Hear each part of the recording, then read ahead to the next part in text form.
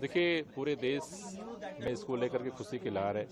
दिल्ली के लोगों के दिल में खुशी है, क्योंकि जिस तरह से भारतीय जनता पार्टी की सरकार ने इस देश में तानाशाही का अंधकार युग कायम किया था, लोगों को कोई रोशनी नहीं दिख रही थी। सुप्रीम कोर्ट के इस फैसले ने एक रोशनी की किरण दिखाई है, इसलिए पूरी दिल्ली, पूरा देश उनका शुक्रगुजार है। हम उनका धन्यवाद करते हैं और हमें इस बात का भरोसा है कि देश में जो इस तानाशाही के खिलाफ लड़ाई चल रही है, संविधान और लोकतंत्र को बचाने की लड़ाई चल रही है, अरविंद केजरीवाल जी के बाहर आने से ये लड़ाई और मजबूत होगी और देश ये लड़ाई जीतेगा। जेल का जवाब, जेल तो तानाशाही का ही प्रतीक है। जेल में जिस तरह से उन्होंने डाला हो तो तानाशाही तो उनकी जारी है। तो जैसे उसी तानाशाही के खिलाफ अंतरिम बेल भी एक लड़ाई का हिस्सा है। अरविंद केजरीवाल के आने के बाद इस तानाशाही के खिलाफ लड़ाई और मजबूती से हम लड़ेंगे और ये लड़ाई जीतेंगे। देखिए, ये सत्य की विजय है, ये इस देश के लोकतंत्र की विजय है, ये इस देश के संविधान की विजय है।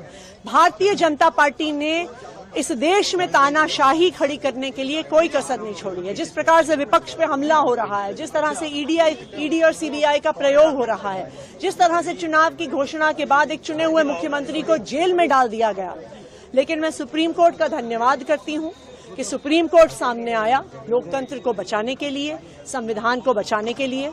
और जब जब इस देश में लोकतंत्र और संविधान खतरे में रहा है, सुप्रीम कोर्ट सामने आया है और एक बार फिर से सुप्रीम कोर्ट ने लोकतंत्र को बचाने के लिए जो फैसला लिया है, उसके लिए मैं सुप्रीम कोर्ट का धन्यवाद करती हूं। अरविंद केजरीवाल को कार्यकर्ता भी सुनना चाहते हैं, कब संबोधन होगा?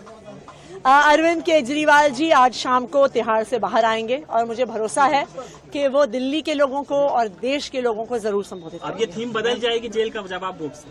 देखिए, थीम इस चुनाव की एक ही है, लोकतंत्र को बचाने के लिए, संविधान को बचाने के लिए।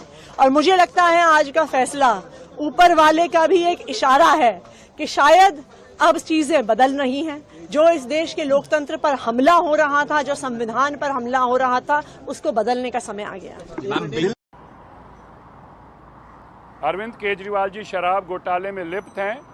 आज मानयोग सुप्रीम कोर्ट के जजमेंट के बाद क्लियर हो गया, उनको 1 तारीख के लिए केवल चुनाव के लिए कोर्ट ने अलाउ किया है और 1 तारीख के बाद उनको दोबारा जेल जाना होगा।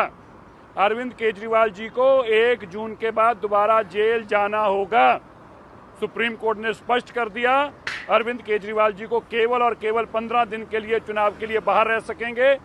शराब घोटाले में लिप्त अरविंद केजरीवाल जी, भ्रष्टाचार में लिप्त अरविंद केजरीवाल जी, बेईमानी का, करप्शन का पैसा इकट्ठे करने वाले अरविंद केजरीवाल जी को 1 तारीख को दोबारा जेल जाना होगा। आज बड़ा स्पष्ट हो गया।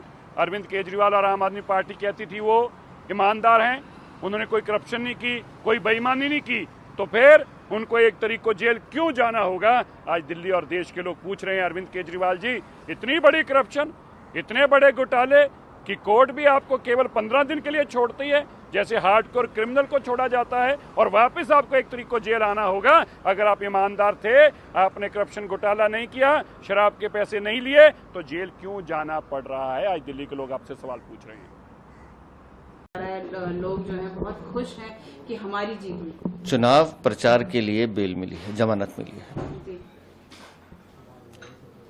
और 1 जून तक मिली है। उसके बाद क्या? और अंतरिम जमानत मिलना मतलब ये नहीं कि आप अपराध मुक्त हो गए। पैरोल पर भी अपराधी बाहर आते हैं, फिर अपने स्थान पे वापस जाते हैं। और 2014 का लोकसभा चुनाव हमने देखा, तब भी केजरीवाल बाहर थे, प्रचार कर रहे थे, चुनाव लड़ भी रहे थे। 2019 में भी बाहर थे। तो किसी व्यक्ति के आने नहीं आने से चुनाव पे कोई फर्क नहीं पड़ता है। दिल्ली की 7 सीटें भारतीय जनता पार्टी जीतने जा रही है, जनता के आशीर्वाद से और कार्यकर्ताओं के दम पर। जी सर, लेकिन आम आदमी पार्टी इल्जाम थे वो गलत है, इसीलिए जो है उनको, मैंने कहा ना, अंतरिम जमानत दी है माननीय न्यायालय ने, अपराध मुक्त नहीं किया है। जो सत्य है वो सत्य यही है कि 100 करोड़ से ज्यादा का घोटाला शराब घोटाले में किया गया, जिसके सूत्रधार माननीय मुख्यमंत्री हैं। तो सत्य थोड़ी देर के लिए बाधित हो सकता है, पराजित नहीं होगा। हम भी यही कह रहे हैं।